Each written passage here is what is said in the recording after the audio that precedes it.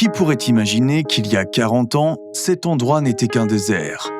Situé au sud-est du désert de Orkin, la plus grande zone sablonneuse de Chine, la bannière arrière-gauche de Orkin souffrait sévèrement de désertification, avec un écosystème local très fragile. Dans cet environnement aride, la plupart des terres agricoles étaient sujettes à l'ensablement et n'offraient que de très maigres récoltes.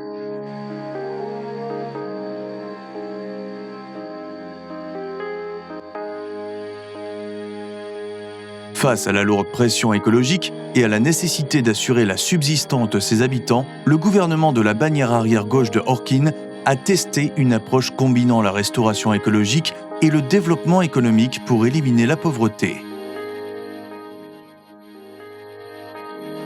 Le reboisement est d'une importance cruciale pour la réduction de la pauvreté par la protection écologique. La bannière arrière-gauche de Orkin a organisé des projets de restauration environnementale, plantant des pins mongols et autres espèces résistantes à la sécheresse, pour stabiliser les sols sableux et servir de brise-vent. Conformément aux conditions locales, Orkin a interdit l'accès aux terres gravement dégradées. Des arbres, des arbustes et de l'herbe sont plantés sur les pentes sableuses douces pour restaurer la végétation. Il a aussi interdit le pâturage toute l'année sur les prairies et herbages dégradés, et a encouragé l'élevage en enclos afin de réduire la pression sur l'environnement et de favoriser la régénération naturelle de la végétation. Le gouvernement encourage les agriculteurs et les éleveurs à participer à l'industrie bovine. Grâce à des politiques de soutien, des aides financières, un appui technique et la participation d'entreprises, les familles capables d'élever du bétail arrivent à y prendre part. Et celles qui ne le peuvent pas ont aussi droit à des dividendes. Il a également encouragé les agriculteurs et les éleveurs à utiliser les fonds et les subventions dédiés à la restauration forestière et la protection écologique pour construire des bases fourragères au service de l'élevage bovin, permettant ainsi la mise en place d'une chaîne industrielle complète. Avec davantage de fourrage disponible, l'écosystème peut être mieux protégé et restauré pour réaliser un développement durable de l'élevage.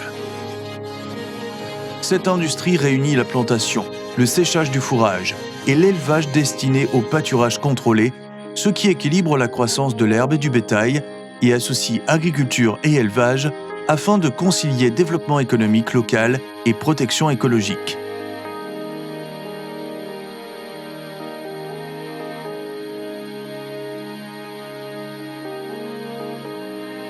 La priorité est accordée aux foyers démunis pour pourvoir des postes tels que gardes forestiers, ce qui leur offre davantage d'opportunités d'emploi pour augmenter leurs revenus. Les secteurs des fruits, des plantes médicinales, du tourisme et d'autres industries se sont aussi développés rapidement dans la bannière arrière-gauche de Orkin.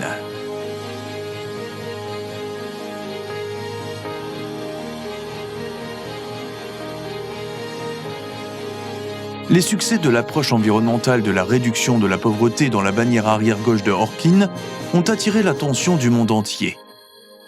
La stratégie de promotion de la lutte contre la pauvreté à travers la construction écologique et le développement d'une filière écologique d'élevage bovin en accord avec les caractéristiques locales permet à la fois de restaurer l'écosystème et d'augmenter les revenus.